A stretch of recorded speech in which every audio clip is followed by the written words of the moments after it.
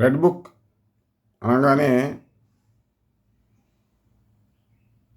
ఒక ఆయనకి బాత్రూంలో పడి కాలు విరిగిపోయింది, ఒక ఆయనకి గుండెపోటు వచ్చింది, ఒక ఆయనకి ఏమైందో మీకు తెలుసు, అర్థమైందా రాజా అని లోకేష్ ప్రసంగం. రెడ్ బుక్ అంటే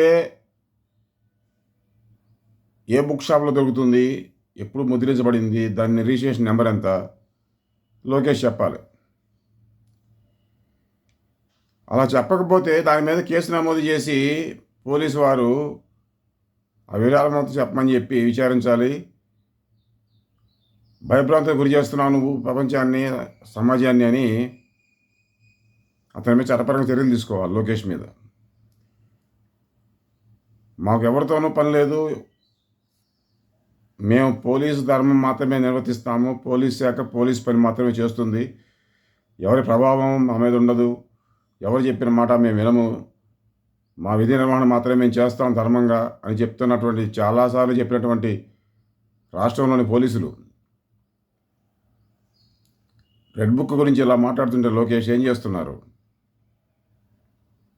రాష్ట్ర డీజీపీ గారికి, రాష్ట్ర పోలీస్ శాఖ వారి మంత్రాలది ఒక విజ్ఞప్తి,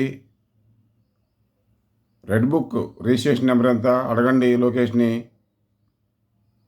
ఎక్కడ దొరుకుతుంది పుస్తకాల షాపుల్లో జనం కొనుక్కోవాలంటే అలా అడగండి.